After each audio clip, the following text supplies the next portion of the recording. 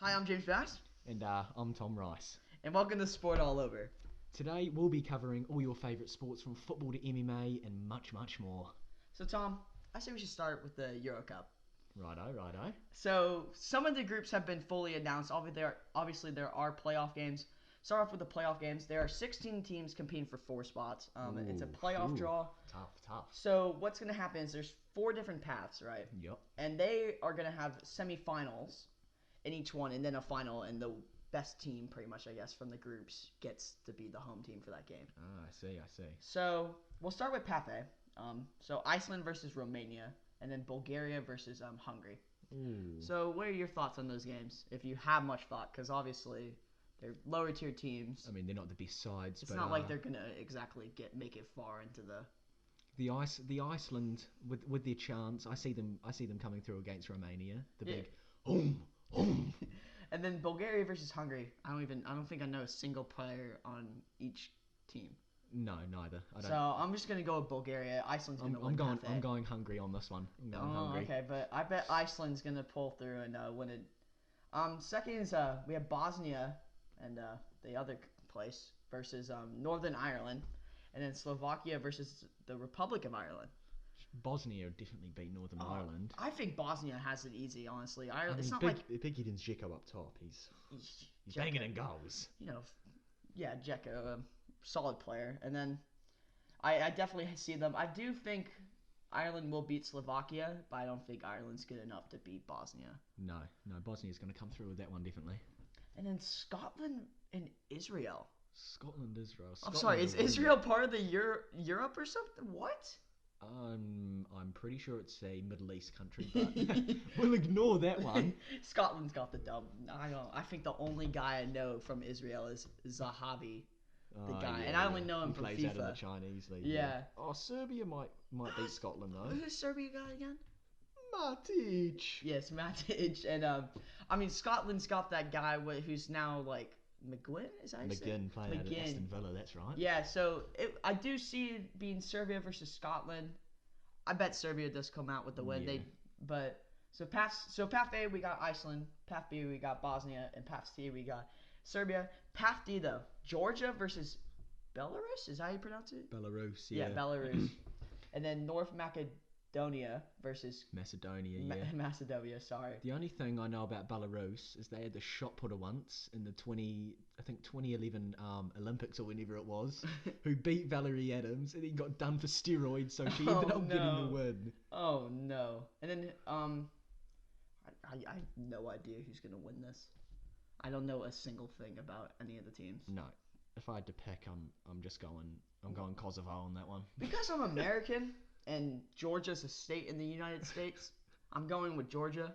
Rightio. I have a feeling about them. So what are the groups looking like right now for the Euros? So some of the groups have obviously been decided. So Group A is Italy, Switzerland, Turkey, and Wales.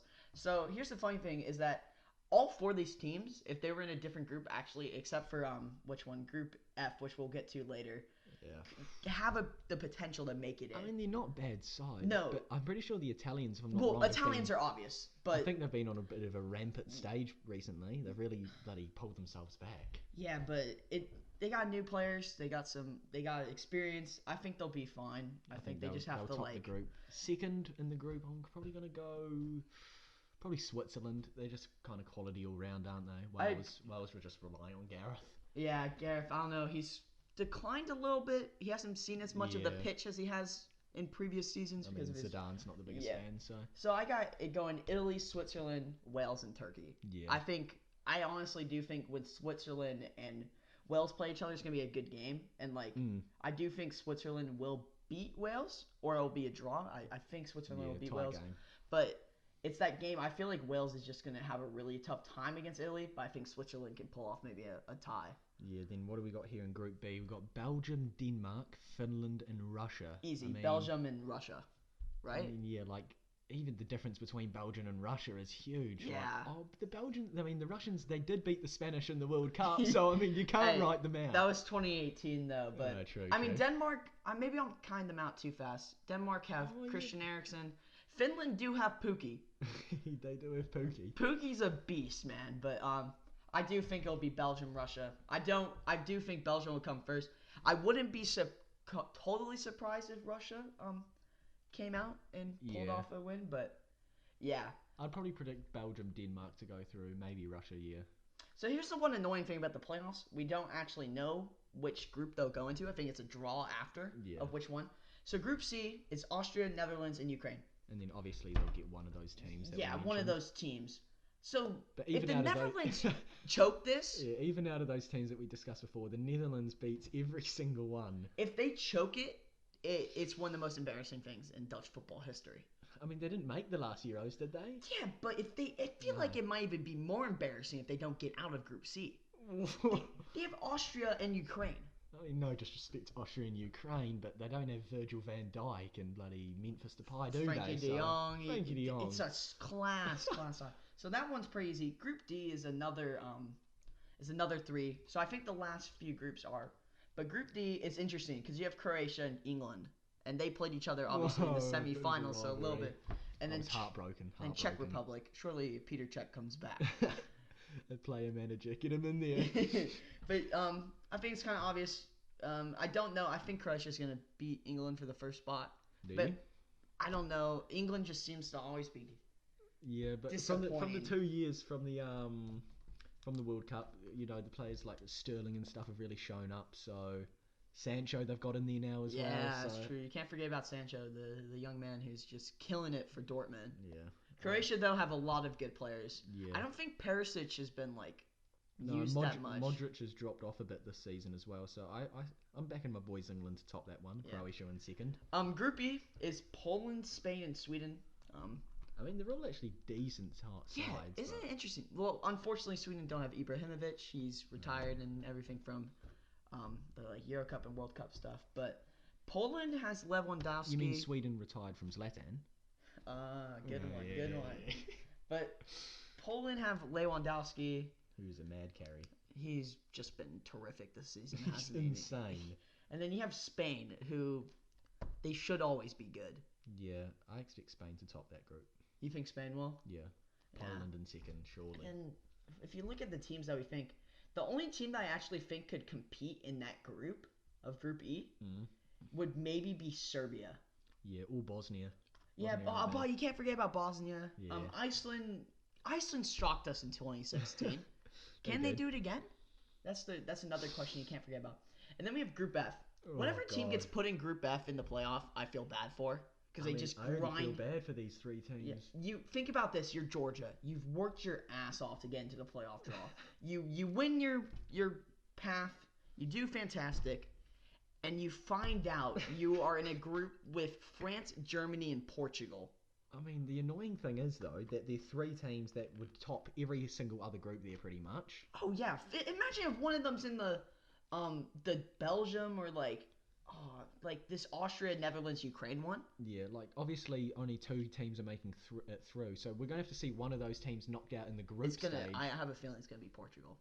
I know they won the 2016 one, but... Yeah, but they kind of fluked their way to the win, didn't they? They had a lot of close results, and then that just one to go from Edir. I know, and then you can't forget about how many chances Griezmann had in that game. True. Alone Griezmann and Gignac hit the post in the 90th minute. But then remember Germany...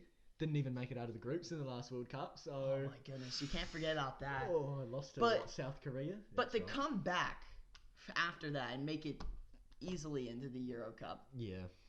You know, they had that tough game against the Netherlands in the Euro Cup qualifiers when they beat them 3-2 in the 90th minute. That's right. And that World Cup squad probably would have lost that game 4-0 with how they were playing.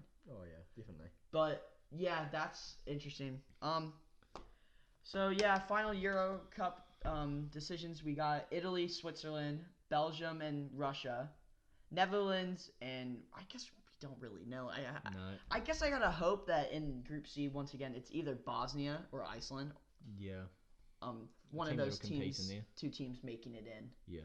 And then they can obviously, I think they'll make it through. Yep. Croatia and England, I don't really care who the other team is. I mean, Iceland, I can only think would be the only team to give them give England trouble. Who you got again? Spain and Poland? Spain and Poland, yeah. Spain and Poland, and then you think who... So, give me your final thoughts. France will top the group, I think. They're just class everywhere. So good. I don't know, Germany, Portugal. It depends how we see them playing against each other. Really, I got Germany. I think the game against each other will really determine it. But I might edge my Cristiano fanboy in me and go Portugal on that one. Well, that's our Euro Cup decisions. We'll move on to Champions League. Get that going. Yeah. So Champions League right now, if you look at the groups, a lot of groups have been decided. So early on, because now we're going into our 6th game next week. We right now have in Group A, it's easy. PSG and Real Madrid have both made it in. PSG has clinched first place. They haven't lost yet. They've what? How many points are they ahead? What, 6 points ahead? Well, did you see what they did against Real Madrid? They come into Madrid, they're down 2-0, and they scored 2 goals in a combined 5 minutes. Yeah. Oh no, I can't do math. They're 5 points ahead. Group B is Bayern and Tottenham. Bayern have won every single game. Jeez, 15 points. Tottenham on 10 points, and then the next team, which I'm not even going to attempt, Zavida. Coming in at 3 points, and then Olympiacos on 1 point. Disappointing of Olympiacos. Yeah, come on, Olympiacos. Group C, Man City's already clinched it, but you have 3 teams behind them. Actually. Who are all have a chance of making it with 6. So Shakhtar with 6 points, Dynamo Zagreb with 5, and Atlanta with 4. Atlanta's always been disappointing. If we go to their games, so Dynamo might be screwed. Dynamo are a bit screwed. Unless Pep decides, you know what, let's play with our bad team. But Shakhtar Atlanta, which is Thursday 6:55 a.m. New Zealand time, is gonna be an interesting game. Well, we can assume City's gonna win that, so it's really gonna be deciding who goes through if that game between Atlanta and Shakhtar. Yeah, that's very interesting. So the last time these two teams played was match day 1 actually, which is right. Okay, so match day 2 actually. Shakhtar beat Atlanta 2-1. Ooh. So that was the what date was that? My American is messing me up on this. That was the 10th of the 2nd of 10th. So what, 2nd of October? 2nd of October, yeah. Yeah, so that was a little while ago. We have a lot of time left. But yeah, that game should be really interesting. Should be kind of fun. Whoever wins that pretty much is getting through in that group. Unless Dynamo just pull off an upset. You never know. True. But Shakhtar, if they win, they're in. So. Yep. And in Group D, we got.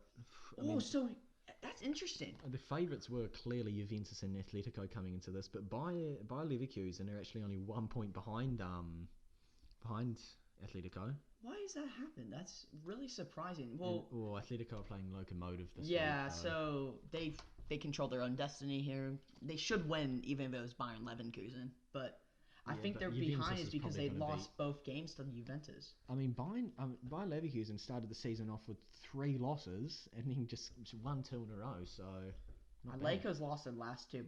I think they played Juventus back to back though. So right, and that makes sense.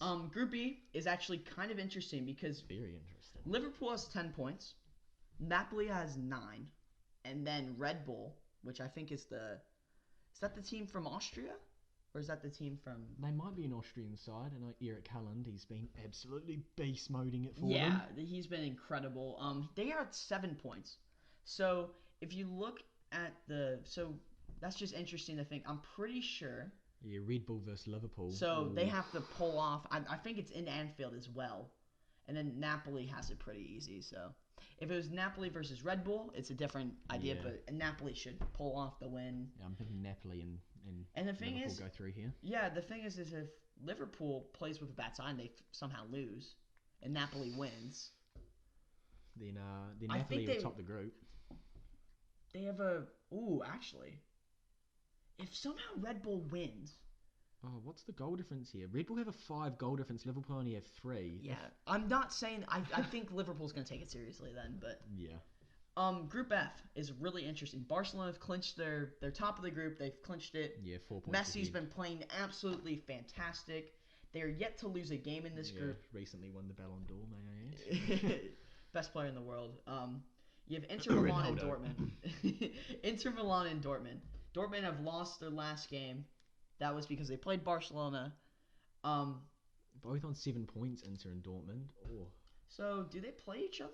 I think they do. Dortmund Slavia Praha. So, Dortmund should... beat Slavia Praha, and then Barca we expect to beat Inter. So what's the goal difference though? Just like in case they both win. Yeah. The goal difference. So Dortmund would have to win really handily.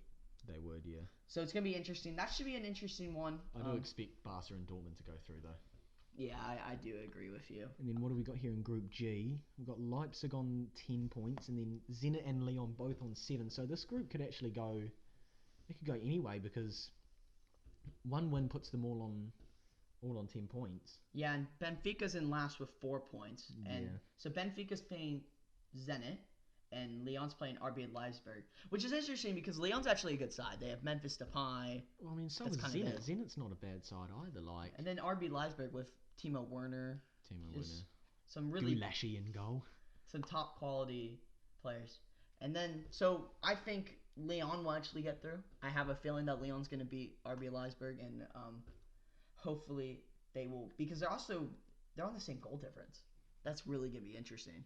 Yeah, I'm interested to see where this group goes. I really am. Yeah, we'll definitely talk about that next episode. And Group H, this one should be fun. Woo! Yeah, this is a tasty group. So guys, Group H has Ajax in first with 10 points, Valencia in second with 8 points, and then Chelsea in third with 8 points. By the way, Valencia and Chelsea both have a 1 goal difference. But here's the crazy thing. So, Chelsea is facing Lille, which should be an easy win because they only have 1 point, right, Tom? You hope Chelsea will beat Lille in that one. And then Ajax plays Valencia. I mean, that's a tight game, isn't it? Ajax are class, though. They've still done extremely well even after selling their big boys De Jong and De Ligt. They've done terrific. That game against Chelsea, even though they had a very lucky goal off Kepa's face, they definitely are the ones that you like. A lot of people root for them, right? It's like they're kind of the nice guys. People just pick up their players all the time. I'm going for Ajax. I think they're gonna pull it off. I think Ajax will beat Valencia. I think it'll be Chelsea and Ajax. Chelsea, because Chelsea will beat Lille most likely. If they lose to Lille, that'd be very surprising. And then if Ajax pulls off the result against Valencia, which I reckon they even will. get a tie. Yeah, I think Chelsea Ajax throw on that one as well. So now we are on our final football topic, or soccer, as you Americans know. Football. So we're talking about the Premier League, the best league in all of the world, easily. Of course. We'll talk about the notable previous results, which there weren't too many. Yeah, but there were a few. Weekend was a bit dull, but so last Thursday, we had a really fun game between Manchester United and Tottenham. Yeah, the return of Mourinho. Yes. He's come back to Old Trafford. What happened that game, Tom? Tell me about it. Well, Man United have come out with a very, very nice 2-1 win. Very nice. If we ever look at the stats here, United actually did deserve to win a game for once in their lives. They had 12 shots compared to Tottenham's 8 and 7 on target compared to Tottenham's 5. I'm pretty sure Rashford had like 9 of those shots. I mean, the highlight of the game was obviously Daniel James absolutely obliterating Mourinho's leg. I mean, yeah, that was really funny. He didn't even look at Daniel James. He went straight to his leg and was like, oh, no. But classic Mourinho. Yeah, Man United, they deserve to win. Marcus Rashford, I mean, it's kind of funny. Both of their goals, Man United's goals, were kind of bad. It was a penalty and a one that, like, basically Rashford hit it so hard that, how do you pronounce the goalkeeper? Gazaniga? Yeah, he couldn't keep it out. I mean, yeah, Rashford's kind of just in the right place at the right time, isn't he? Yeah, but then Rashford also hit hit the ball so well, but he, knuckles it, and it didn't just drop into the goal. Yeah. But goal of the game was definitely Dele Alli's. That touch he had. Oh, yeah, if we flick over the defender. But at the same time, I'm a Man United fan, Tom's a Man United fan, but Love De Gea's got to do way better. That De Gea has, people thought he was the best keeper in the world. I mean, he was the best keeper in the world. Yeah. For a couple of years, but I'd give that probably give that to Oblak or to Stegen now. It's funny, is that I'm a Man United fan, and I'm so happy that Man United won, but Tottenham have been so bad, we should have won that game. We should go in thinking we're going to win this game. Another notable game was Liverpool versus Everton. Merseyside derby. Oh, and Origi. I mean, Origi shows up when he needs to, doesn't he? So, the funny thing was that Origi, they did not play with, their top-tier squad. They had Origi starting and Shaqiri. So, they didn't have Salah. I don't think Firmino was starting either. I mean, we can have a look at their starting lineup here. They started with, I mean, not the best team. Like They didn't even have Allison. Well, no, he's they still started injured. Mane. I think he might be still be injured. Yeah. I mean, obviously they're pretty much first team defense, except maybe Matip instead of Lovren. Yeah, but they had Origi at striker. They had at Cam was Lallana. The left winger was Mane. Right winger was Shaqiri, which Naldum and Milner were the two other center mids, the more defensive ones. Yeah. With Alexander Arnold, Robertson, Lovren, Van Dijk, and Adrian. And they're facing, I would say, it's the best. That looks like a full strength Everton side to me. With yeah. a 5 in the back. So I mean, they sacked their manager after this game. Good riddance. They're in 18th place. They're in a relegation spot. So basically, this game was really interesting. Divock Origi is maybe like I don't know what's up with him against Everton, but he scored 2. Shaqiri scored 1, and then so it was 2-0. Keane scores in the 21st minute. Yep. 10 minutes later, Origi scores, makes it 3-1.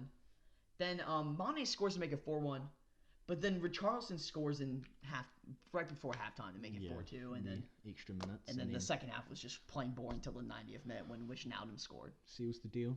So it's interesting, like you said, Everton sacked their manager. They've just been so disappointing this year. I mean, the thing that Liverpool can beat Everton 5-2 without even touching Salah or Firmino, like. I mean, it's not as big as an embarrassment as Arsenal. Losing the Brighton 2-1. At home, at the Emirates. At the Emirates. And they were dominated. They were... possession-wise, they 12. weren't. But like you said, Brighton 20 shots, Arsenal 12. Brighton 9 on target, Arsenal 5. I mean, who came in as the replacement manager? Freddie Ljungberg did when they sacked Unai. Good evening. Not exactly the best start ever for a manager. Didn't even think about that. I think he might have won his first game. It was like midweek in the FA Cup or something like that. But yeah, Mayupe, the Frenchman up top, has killed their dreams in the 80th minute. Yeah. It was just we look at the lineups. It's not even like they played the only guys like Wilcox is young. But they had everyone who was really good. Yeah, well, that is Socrates, isn't it? That Papalulu. Yeah, Hector Bellerin, Kolasinac, Leno, Torreira, Xhaka, Wilcox, Ozil, Aubameyang, Lacazette. Against a team who their best player is Grob. You even heard of him? No. Yeah, Gross. Yeah, Gross. Oh, and Aaron Moy.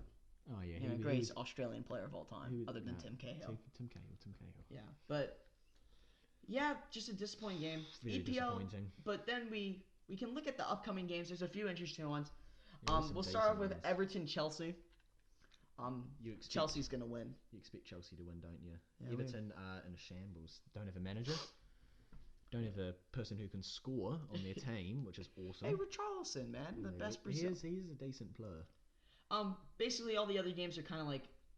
there's Arsenal-West Ham, but... I do expect West Ham to beat Arsenal there, though. Really? I really do. You're calling it right now. What's going to be the score? Give me it. I'm going to go 3-1 West Ham. 3-1. Yep. All right, I'm holding you to that. And then we have the Manchester Derby.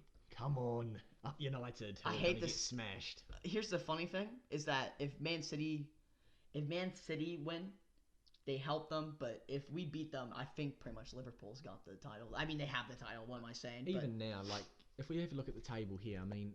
Come on, Liverpool haven't lost a game. They haven't lost a game this season. I think they're in the 30s or 40s for unbeaten streak. Oh my goodness!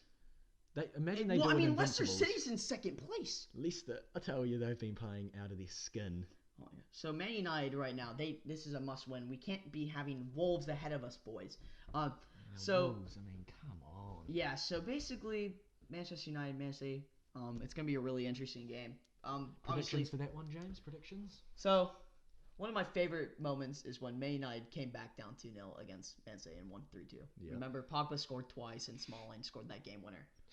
I think Pogba's going to go off tomorrow, and he's going to score 3 goals, and he's going to get an informer team of the week, and I'm going to get his red player.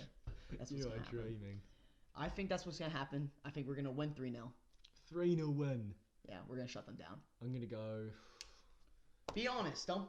Yeah, I know. I love United. I have my whole life, but I'm gonna have to go. I'm gonna go 2-0 City on that one. I just don't see us.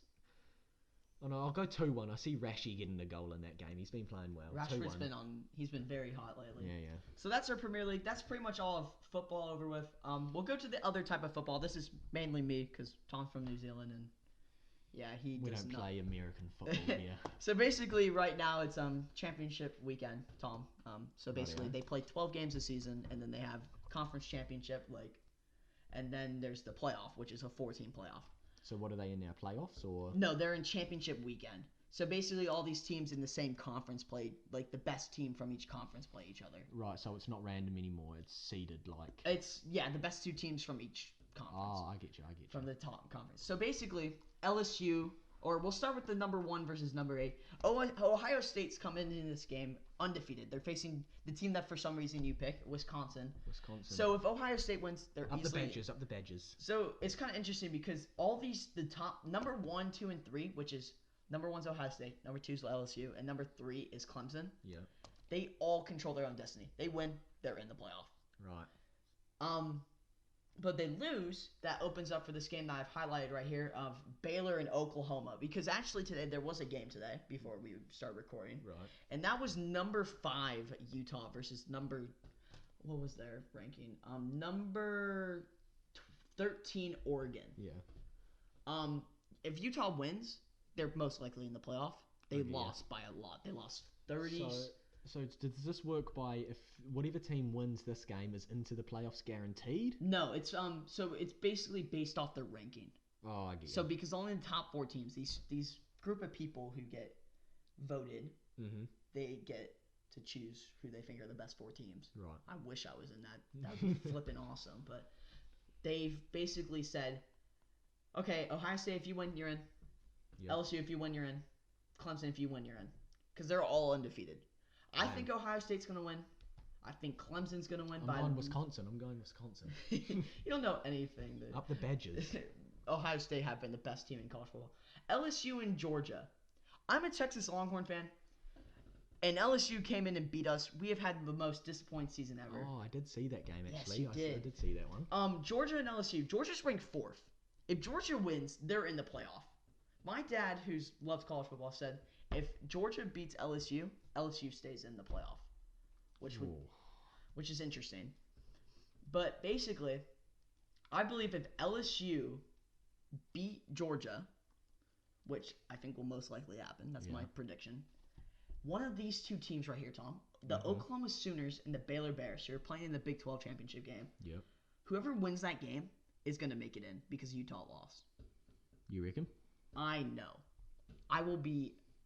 Well, who's the number 5th ranked then? Because they lost. Oh, did number 5 that was lost? Utah. They lost to Oregon. Oh no, yeah, you're right. So they probably will get through whoever wins that one. Yeah. So it's gonna be really exciting tomorrow. I'll keep track of the games and we'll talk about it next episode. But I'm very excited for that. And so that's kind of the whole gist of college football. We'll talk about it more. I guess we'll move on to the NBA. Yep. Again, this is more up your alley. Yeah. I'm a Trailblazer Blazers fan, though. Yeah. So first off, I just want to say congratulations to Carmelo Anthony for coming back to the NBA, just killing it right now. Talking about teams killing each other. Did you see that score, Tom? Bucks have beaten the Clippers 119-91. Yeah. On Giannis's birthday. Whoa. So I saw this little clip of the whole entire Bucks crowd when they were it was late in the 4th quarter. Giannis was on the bench. They just started singing "Happy Birthday" to them. Did he go off that game? Yeah, he always goes off. He's the best player in the NBA. Ooh, controversial, but I do love Giannis. We'll look at the stats for that game. So Kawhi Leonard had how many points did he have? He had 17. No one on the Clippers had over 20 points. Paul George with 13 is a bit disappointing, isn't it? Giannis had 27. Chris Middleton with 17. Giannis had 27 points, 11 rebounds, 4 assists. A good game. Damn. Yeah, the Bucks have lost 3 games all season. They've been just terrific. Have only lost 1 game at home. Are they top of their conference? Yeah, 100% right now. They are definitely on the top of their conference. Nothing too crazy that happened today. Golden State won by 2. Crazy how much they suck. Yeah. Did you see what happened in the Oklahoma City, Minnesota game? No. Okay, so there was 1 second to go, and Yeah. Minnesota were at the line, and like they had no timeouts, and Karl Anthony Towns was taking a free throw, Yeah. and they're up by 1 right now. He tries to miss the free throw, but makes it. He like tried to bounce off the rim, but bounces up and goes in. And then Oklahoma City go on to chuck a full court pass. The guy catches it, Dennis Schroeder, and just flings it up and scores to send it to overtime, which they then won by 12. Jesus Christ. So that was kind of the most notable things. San Antonio. Can we pull up the table for the conferences in this? Yeah, give me 1 second. But yeah, the San Antonio Spurs won by 1 point against Sacramento. That's great for me. I'm a Spurs fan. So we look at the Eastern Conference, Tom. Yeah. So Boston is second with, if you can see here, like, you have like from Philly to Milwaukee. Mm-hmm. It's like kind of like good records, especially like, yeah, I think from I'm surprised by the Celtics. Is who did they sign? Kemba Walker. Kemba Walker. He's been doing really well. Yeah. Miami Heat are doing really well with Jimmy Butler. Toronto still doing well without Kawhi. Yeah. You have these teams down here like the if you didn't hear today, the New York Knicks fired their head coach, Dave Frisdale, because they're 4-18. Jesus, but they were gonna do all these trades and all this, weren't they? Yeah, they like signed. They draft R.J. Barrett. They were thinking they were gonna get Kevin Durant and Kyrie Irving in free agency, but no, they just don't. They got Julius Randle. I see Trae Young and the Hawks aren't doing the best. You know what? They're just too young right now. Yeah. It's just disappointing. But they have in the West another 20-3 team. How about the Lakers? Did you think they honestly? Obviously they have a fantastic roster. Yeah. But I don't know. It's just they had a fantastic roster last year as well, and they just weren't that good. I mean, Anthony Davis. You can see the impact. Yes, he's a little bit better than Brandon Ingram and Lonzo Ball, but yeah. How are the Pelicans doing? Where they went? Oh no, they're just 6-16. Golden State at the bottom. You hate to see it. Oh, actually, I love to see it. I don't like the Golden State.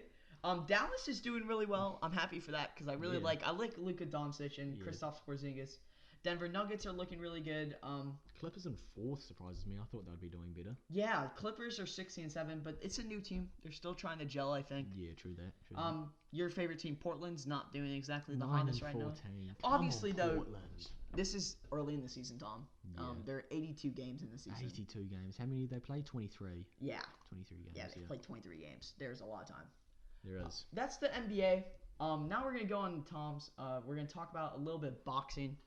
Tom, I'll let you take over. Yeah, so when we're recording this, the Anthony Joshua v. Andy Ruiz rematch is going to be happening tomorrow morning. And I'm bloody psyched for it, eh? It's going to be happening in Saudi Arabia, of all places. Oh my goodness, they're going to be boiling in there. No, because either fighter couldn't decide. And obviously Anthony wanted it back in Britain. Yeah. And then Andy Ruiz wanted it in America again. Is he from America? I mean, he's Mexican, but it's close enough, isn't it? And so they just chose Saudi Arabia. Yeah, they couldn't agree, so they made a middle ground over in Saudi Arabia. So, right. So yeah, the obviously this huge shock of Andy Ruiz beating Anthony Joshua last time. Yeah. I told my cousin to put a bet on Andy Ruiz. I told him to put a $5 bet on, and he never did. Disappointing. And then look what goes and happens. So I put on a bet right now. You mean you could. Andy Ruiz goes and smashes him. Andy Ruiz knocked Joshua down 4 times in 7 rounds. Do you think what do you think is going to happen this time? I mean, Joshua's coming in a bit leaner than last time. He's coming in 111 kgs. I don't know exactly what he came in at last time, but I know he is lighter. It's because he's trying to be faster than Andy Ruiz. Well, I mean, no offense to Andy Ruiz, he's a little fat boy. Is what he is. He'll kick my butt every single time in a fight because I don't even know, but yeah, he's a little bit bigger. Was it a shock when he beat him? Huge shock. It was one of the biggest upsets in heavyweight boxing ever. I mean, but from these records, they both have only lost once. Yeah, and the funny thing is Andy Ruiz's one loss was to the New Zealand boy and Joshua Parker. Yeah, how's he doing? Parker's not doing the best, but but apparently that was a fight that a lot of people thought Andy Ruiz would have won on decision, but they gave it to Joseph Parker. What am I on about? Oh my goodness. So what's your prediction? Final prediction: Anthony Joshua versus Andy Ruiz. I mean, Andy Ruiz, he's so fast for how big he is, and he's a better boxer, I think, than Anthony Joshua. Anthony's more of an athlete. I mean, you see him, and he looks like he should be on the cover of bloody, what is it, Sports Illustrated. Yeah. Like, Jesus, he is ripped. But yeah, he's coming in lighter, like I said, to try and match his speed so he can be quicker. And then Ruiz is actually coming in heavier to this fight than he did the last time. Even he looks like he leaned down, but it must just be in muscle because the last time he had that big pot belly. Well, but anyway, I see. Oh, I really don't know. I think Joshua will have to knock him out, I think, to win, and I think he will. I think Joshua in 9 rounds you will heard win. it here. Tom thinks that Anthony Joshua will take the dub. Yeah. Finally, some big news for you, Tom. Conor McGregor. Big UFC news. I'm excited. So Tom's a big Conor McGregor fanboy. Yes. I don't know too much about UFC. You'll do nothing. Tom's are more of our combat sport guy. Yeah. We both love football or soccer. I love American football and basketball. Tom will talk to you about how exciting this UFC 246 is. So recently you've probably already heard, but Conor McGregor been scheduled to fight Cowboy Donald Cerrone, which is a huge fight, and it's interesting because they're doing it at welterweight, where they're both usually lightweight fighters. Is welterweight?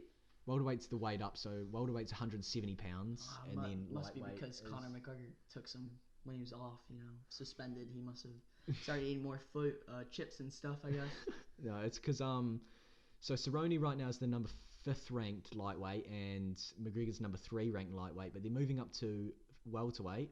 And the main reason the UFC president Dana White said is because McGregor wants a fight with the man himself, Jorge Masvidal. Not Khabib.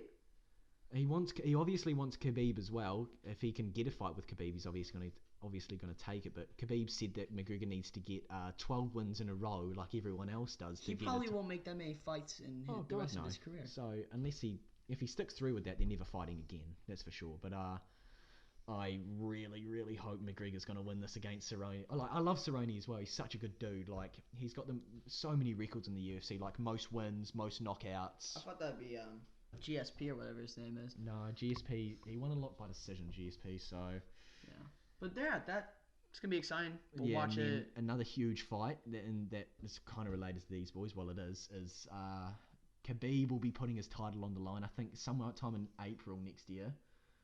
To against Tony Ferguson, which I've heard that name before from. Yeah, Tony Ferguson. They've been scheduled to fight 4 separate times, and every single time it's been called off. It's the one because of Khabib or Tony. I mean both. I mean, one instance the fight was, I think, just weeks away from happening.